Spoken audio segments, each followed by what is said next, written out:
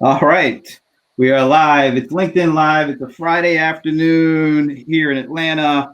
And this is Brent Leary. And I'm having such good conversations with a lot of the folks in the CRM industry that some folks I've recently met, some folks I've met a while ago. And this is definitely the case with the guest I have right now. He is the CEO and co-founder of what I almost want to call you the artist formerly known as InfusionSoft.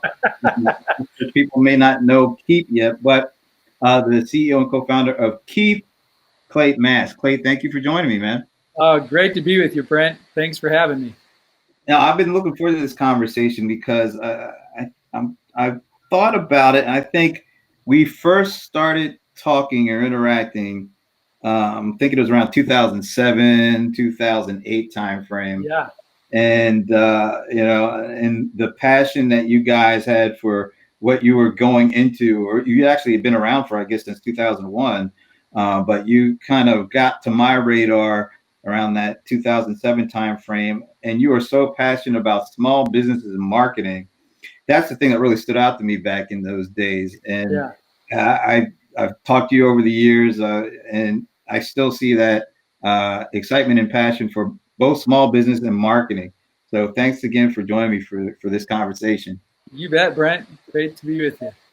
So InfusionSoft started, I think it was in 2001, right? Yeah, that's when the company started as a service company. It was about 2000, about 3 years later that we got the product known as InfusionSoft. That's when the product really started in about 2004, 2005, and it started to take off a couple of years later. So one of the things that stood out to me, you were one of the first companies, along with like HubSpot, that I really said, you know what, I think these guys are on to something. And I think I was right, because you really came on, and small businesses really got not only passionate about marketing, but passionate about what you guys are doing as InfusionSoft at the time. Now, of course, you're Keap. When I went to go and check out the Icon conferences, I think I told you, I remember one person, they were so emotional about some of the things that were going on at the conference and some of the things that they were doing. I saw a lot of emotion, like in the form of tears, tears, like blood, sweat, and tears kind of emotion. Right. And you guys really built a track record of that. And which was curious to me, that with that kind of, real great track record, that you felt like you had to retool a bit and kind of transform into what you're doing with Keap. Yeah. So why don't you talk about why you felt the need to transform what you were doing with InfusionSoft into what you're currently doing with Keap? Sure. Well, InfusionSoft is the market leader in sales and marketing automation for small businesses, but there are only so many small businesses that want that kind of power. And so the best way to help people understand it is I say, look, it was about enlarging the tent poles, extending the tent poles, taking things out so that we could serve a broader audience. Because while InfusionSoft is super powerful and it does amazing things, most small businesses want a more simple system to help them manage their customers, do their sales and marketing. So another way to think of it is, we had the advanced version of our software. We needed to create the basic version. And that's really what we did with Keap. We extended the platform, made it possible for us to be able to serve small businesses in whatever stage of growth they're in. Because one thing that you're absolutely right about, the passion that customers have. But the other thing, and we always saw that, but the other thing we saw was, hey, well, what if I'm not ready yet for InfusionSoft? What about my friend? What about my sister that's got a business? What about those who they're not super savvy marketers, but they need to they need to get organized, need to follow up with their customers better, they need to run their sales and marketing more effectively. So, to put it simply, we needed to create an easier, lighter version of our software. That's what we did with Keap. And when we recognized that most small businesses would be starting with that version of the software and then graduating up to InfusionSoft, it made more sense for us to name the company Keap after the new versions of our software, and allow InfusionSoft to continue to be the powerful high-end version of our software that it is.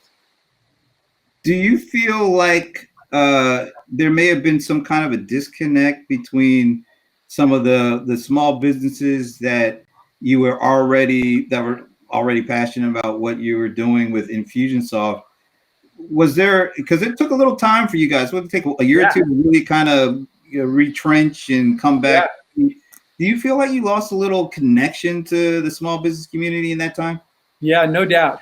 It's such an interesting thing to go through this innovator's dilemma from the inside, because that's really what you're going through. You have to create something for a new audience without the existing audience that you serve feeling like you're leaving them. And of course, that's not what you're doing. You're trying to expand the market that you serve, but it's inevitable that when you spend resources and put time and effort into the newer version of the software, the lighter version of the software, your longtime existing customers say, hey, wait, what about us? We matter here too. And of course, they absolutely do. And they're a critically important part of our future. And over time, they're getting the benefits of all of the product development work we've been doing for the Keap customers. So talk a little bit about the changes in the organization. You had some really top-notch executives that were there from the beginning, and then you transitioned to something else as the transition was taking place. How difficult was it to go through the transition, and how difficult was it to replace the kind of folks that you had at the beginning? Yeah, to me, this is the hardest part. It's one thing to re-platform and create, products that can serve a broader market.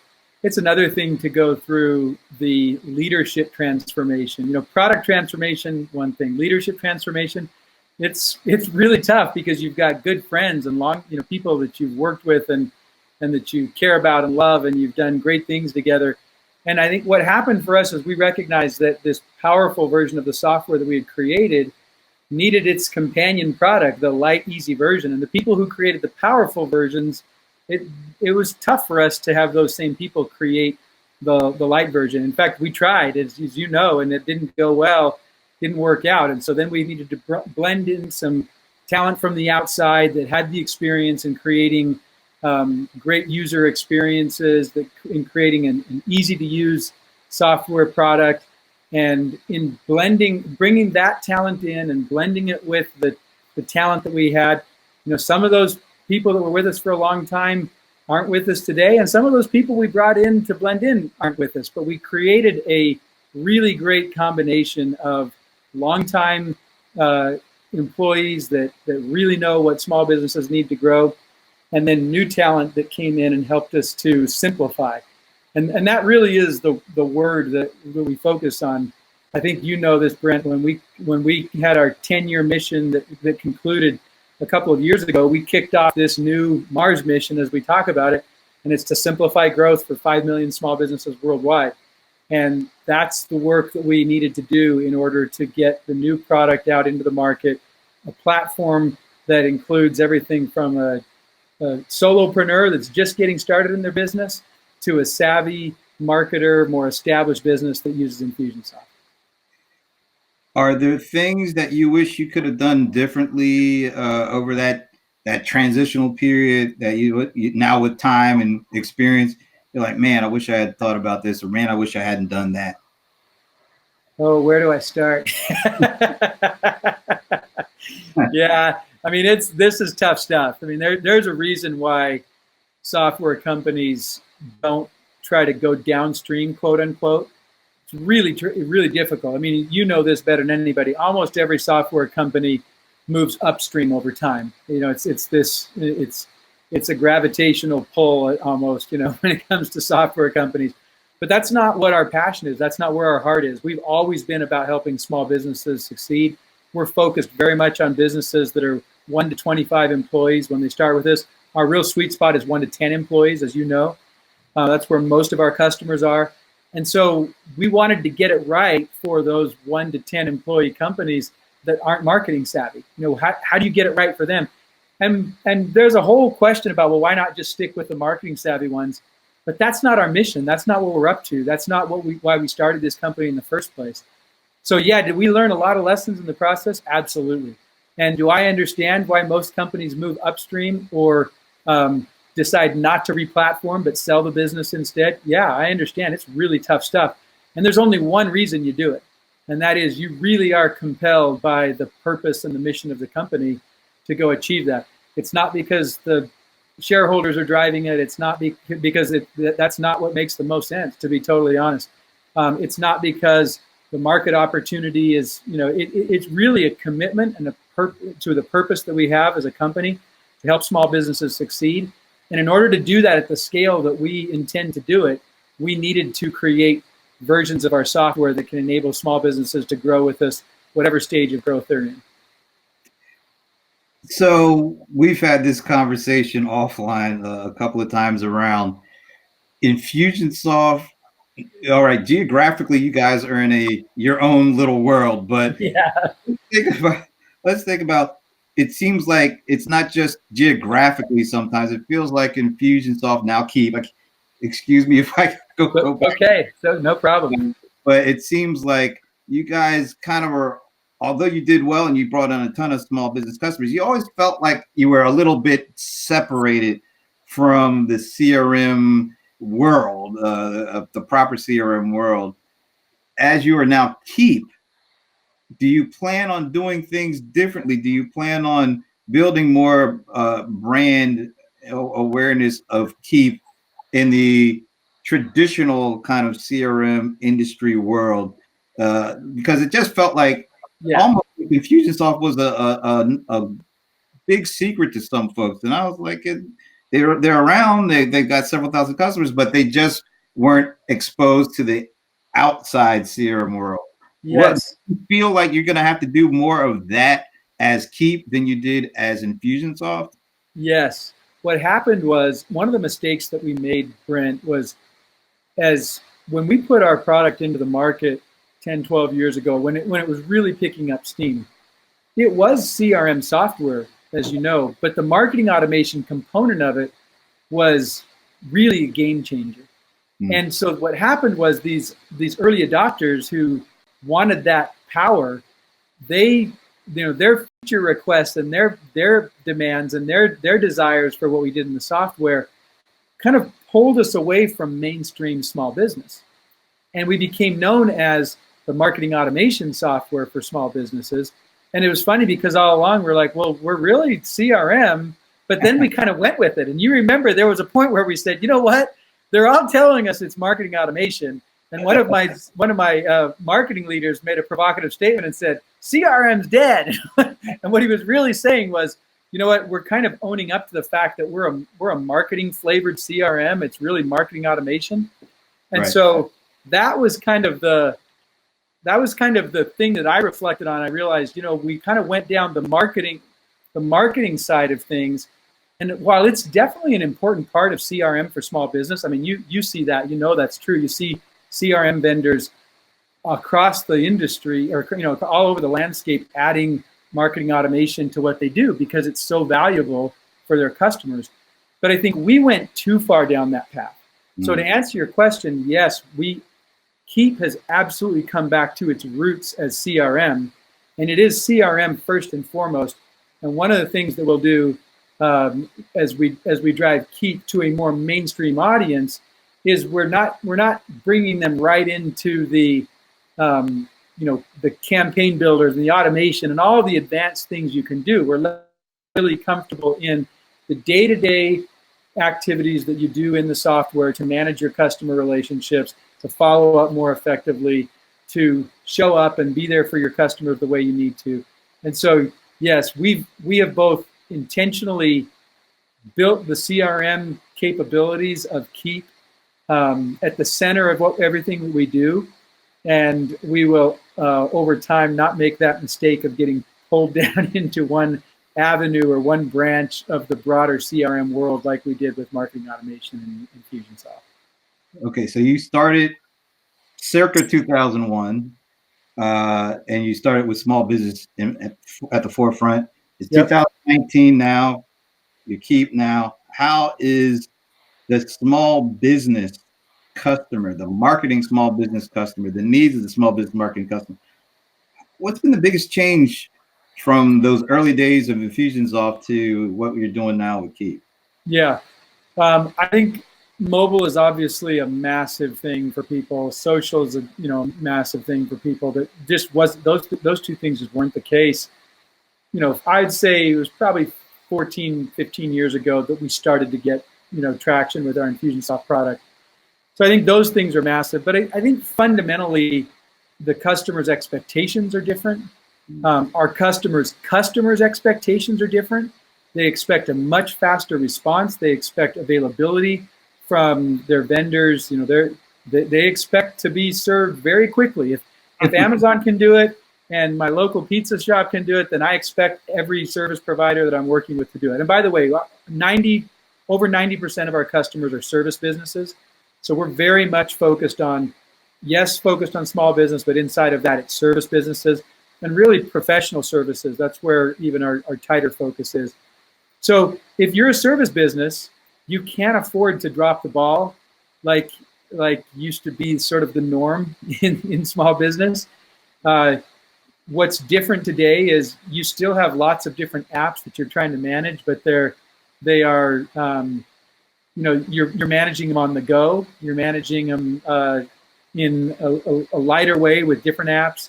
And I think that the biggest thing that we see for small businesses is that wasn't necessarily the case back when we started, is if they don't stay up with the expectations of their customers, they lose a client very, very quickly. And in the past, I think the world was less connected. The expectations weren't as high.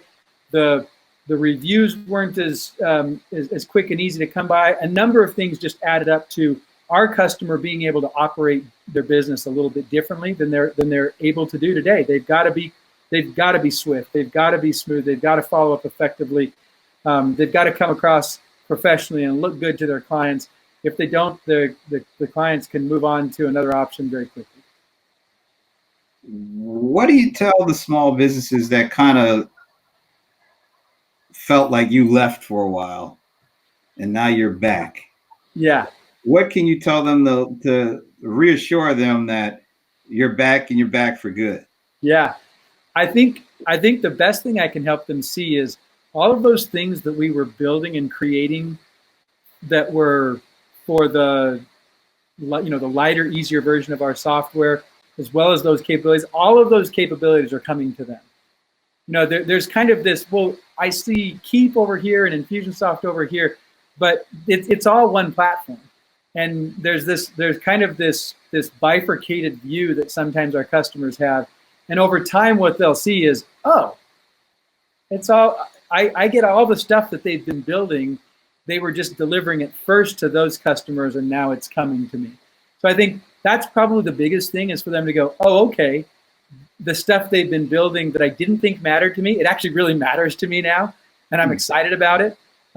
Because while we've been focused on creating that easier, lighter version of software, they've said, hey, can you modernize my UI and give me more mobile capabilities? And I'd like they start to hear and see some of the things that we've built in the Keap product, and say, I want those things, the integrated appointments, or the really smooth, easy quotes and invoices and payments.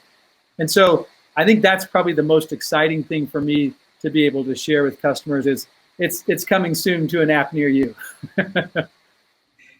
All right, so there's one thing that I thought you guys did an excellent job at, and that was, and you know where I'm going here, the annual event InfusionCon. I mentioned it earlier. Yeah. I had an opportunity to speak at a few of them. I just thought the passion that was there, in the excitement that the InfusionSoft customer base brought to that event. I think I spoke to a couple of them. They said, hey, I don't go to a lot of events, but I make sure I go to InfusionSoft. It's a thing that people look out for. Yes. And when that went away, and it kind of went away with a whimper, I mean, what happened? I thought that was such. I just didn't like that move. I just feel Right. like, all right, so I understand you were in the middle of retrenching and you had to make some hard decisions. But I've seen, I think I've been to like 23 events already this year. Everybody is doing a user event, and some of these events, I'm not even going to talk about Dreamforce because that's in its own, stratosphere, Sure. the people. But I mean, I went to Twilio's event; they probably had about 4 or 5,000 people. Uh, Zoho, I think they had close to 1,800, 2,000 people. HubSpot, they're in the 20 something thousand range. But there Mm. are a number of your competitors that have, some of them started the conference after you guys started, Right. but have carried it on. And I think it's made a big impression in terms of brand awareness and energy and excitement in their customer base. Sure. Are we going to see? I don't know. Do we call it KeapCon, or do you feel like there's going to be a return of that kind of event for your customer base? I loved Icon. It was such a fun event every year.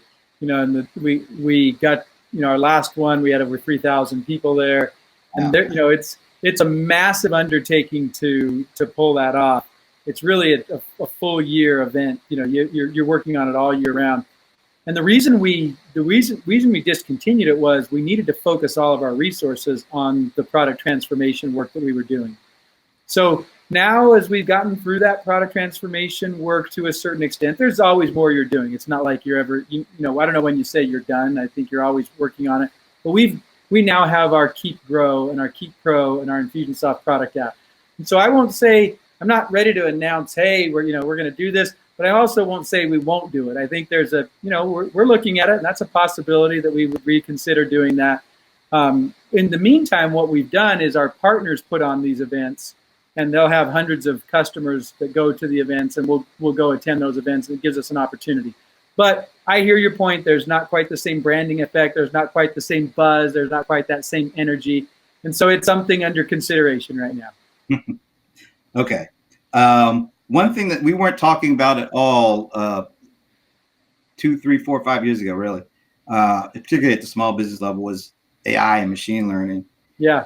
I just article I did for that CRM magazine was based on a poll question I did with the folks over at Small Business Trends, and we just asked a single question on what is your biggest challenge with CRM.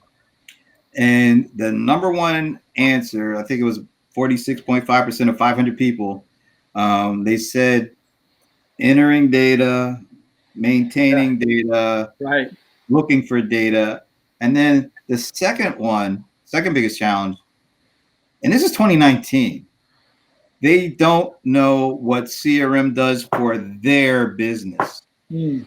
So I posed a question to a number of CRM industry execs, because everybody's talking about AI and machine learning. Mm-hmm. So I asked them, where does AI and machine learning help small business CRM users with those two challenges? Mm-hmm. Where does it help in terms of the data manipulation and entry, maintenance, finding, and where does it help them understand how CRM can really help their specific business? Yeah. So I want to ask you the very same question. Where do you see AI fitting into helping with those two biggest challenges, and how does Keap implement that kind of technology with that challenge? Yeah. I think it's the two challenges that you brought up are, I think, more common among the larger the enterprise. You get users that are just kind of doing stuff in the system. They don't really understand the overall benefits of it. When you're in small business and you've got 10 people or less that are in your CRM system, they got a pretty good sense of what they're doing. And so I would guess that in small business specifically, and I'm not talking about larger SMB, kind of the HubSpot world, but in the 1 to 10 employees, I think you'd see the answers to that be a little bit different. But having said that, to answer your question about how does AI come into play for small businesses, it comes into play in the sense that small businesses are not experts in what they're doing. They're good at their craft. They don't really know what to do next to get more customers, serve their customers more effectively. And so the real opportunity in AI in small business CRM is in leading and guiding the business owner or the employee in the small business to know what to do next to drive the business growth. And that's what we've focused on. We've focused on nudging the customer in terms of what would be a best practice, something they ought to be doing, and not allowing leads to sit stagnant, people who they owe a follow-up to on a quote that they sent out, for that quote to just sit out there. I mean, you just stop and think about how many business owners are running like crazy doing their services, and there's stuff slipping through the cracks left and right, and they know it. And the more busy they get, the more stuff is slipping through the cracks. What we're doing at Keap is we're helping those things not slip through the cracks, and we're doing little tiny pieces of intelligence that helps the customer to understand, we got your back. Don't let this happen. Don't let that happen. Make sure you do this. That's the kind of thing that you can do in small business CRM. It's a little different than the AI stuff that you would do in mid-market or enterprise CRM. Yeah, that's a good one. I think it'll be interesting to see. I was fascinated by they don't understand how it impacts their business. Yeah. Anything else? I mean, I'm in the bubble, so I sometimes things like that really are. I understand the data. It's a pain in the butt Sure. to enter data, and nobody really wants to do that. But to not even really know what this technology brings to their business. Right. Is that a surprise to you at this point? That is a surprise to me. It's a surprise to me because CRM is so established. But then I think about all the users of CRM, and I think a lot of times they don't really understand the full picture. And so I could see how they might just see, oh, it's just a pain in the butt for me to enter this data, and I have to do these things, but they don't really understand how it's making their lives better. As you know, one of the things that has always differentiated us is our automation, the way that we do stuff for the customer. And so if that's how our customer knows it's working for them, it's doing stuff for them in the background, it's following up with their customers, it's sending out material, a quote, it's making sure that invoice gets paid, it's literally dropping money into their bank account, so that when they see that, they're like, okay, great, this system is alive and doing stuff for me. And so for our customers, I think they would see something a little different because the system is so active. There's so much automation going on. And what do you think about today's competitive landscape? The different companies that you're basically competing, I would say competing with for the attention and mind share. Yeah. Because I'm assuming, there's always going to be Salesforce, but who do you see as your main competitors to the customers that you're looking to bring on board? Yeah, so we definitely see a hodgepodge of tools that our customers are using before they come on board with us. They're frequently using an email marketing tool. They're frequently using some kind of contact manager to keep things straight.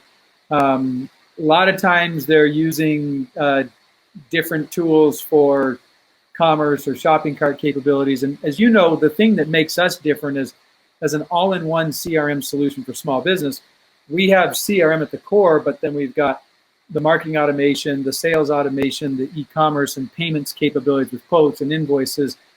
So it's a little different solution than what we see out there from, say, a HubSpot or Insightly or something like that. Zoho is kind of its own animal because it's got all the different apps and tools.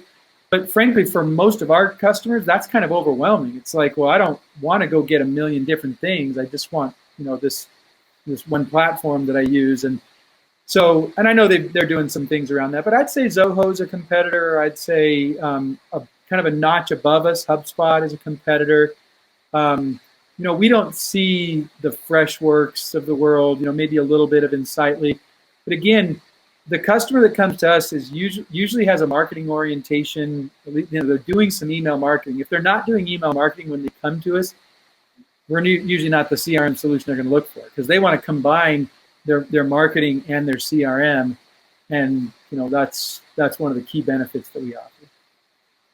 So a year from now, 2 years from now, 5 years from now, where are we going to be with Keap? So 5 years, let's see, we'll be over 1 million customers at that point. We'll have our lineup that enables customers to come in and grow with us, and whether they want to start, brand new business getting started with us, or grow with us up to, say, 100 employees or so. We have the platform to enable them to grow. You'll see us have a much broader partner ecosystem. We'll be well over 1,000 employees. And I'm going to leave open whether or not there's a KeapCon out there. Does that so do you foresee that growth coming organically, or do you see you made some acquisitions in the past? Is that going to be part of the equation? I think primarily organically, but I do see some acquisitions as well. But I think first and foremost, we'll be known as the leading CRM software for small businesses, where we have, in 5 years, we have made it really clear there's a different need for small businesses in CRM than what is being served by HubSpot or by some of the other solutions that are out there. We're really focused on that 1 to 10 employee company, as we call them. They're service businesses in the professional services realm, and we see serving that customer really, really well with an all-in-one solution, with integrations to all the key things that we don't build ourselves. When we say all-in-one, we don't literally mean there's nothing else that we mean it's the CRM at the core with sales, marketing, payments, and then integrations to the other apps that people use. Very cool, man. Well, I appreciate you taking the time, because I get asked about you guys quite a bit, but and the question is what happened? And it's a question. It's a valid question, because it did seem like you guys went away, and now but you're back and you got a new name. So I'm glad you're able to take a few questions from me, because I'm kind of representing folks that I'm hearing from. And no, I'm glad you did. You're you as InfusionSoft, you guys, you really meant a lot to small businesses, and I'm assuming that that's exactly what you want to do again with Keap. And I just, I'm definitely going to be watching the trends, watching what you guys are up to, watching how I'm really interested in how you guys get to the 1 million customer mark, because I think that's an awesome kind of goal to look out for. So best of luck with that. And it's Keap, spelled Keap. That's right. And I think it probably bears a little explaining. So, and you just said it, InfusionSoft has always been about championing the success of small businesses. And that continues. We never moved away from that. We just needed to have a focus on these smaller businesses that needed an easier, lighter solution. But the spirit of this company is the same as it's always been. And that is the purpose is to help small businesses succeed. And we know the number one thing that small businesses need to succeed is perseverance. They've got to keep at it. And so our message is keep going, keep serving, keep growing, and we will beat the drum of Keap and relate that to small business success for years and years to come. We named the company Keap for that reason, because perseverance is the key to success in small business, and we spell it with an A so we can own it and make it ours. So that's why we call it Keap. And for anybody that's like, hey, what happened? It's really simple. We re-platformed. And in order to do that, we had to put all the resources into that platform to make it possible.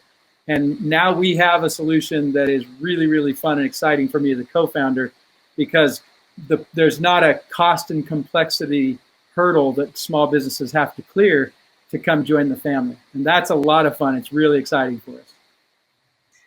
Well, we'll definitely be on the lookout and keep tracking what you guys are up to. By the way, got to do a shout out for that shirt you're wearing.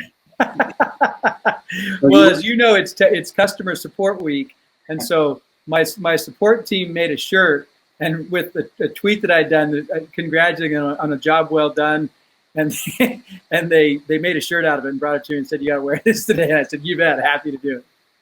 I think it's really cool. You mentioned Freshworks. Girish Mathrubootham, who's the co-founder or founder of that company, I had a similar kind of conversation with him that I'm having with you. And one of the things he said is he doesn't look at himself as a CEO. He looks at himself as a support guy who became the CEO. That's great.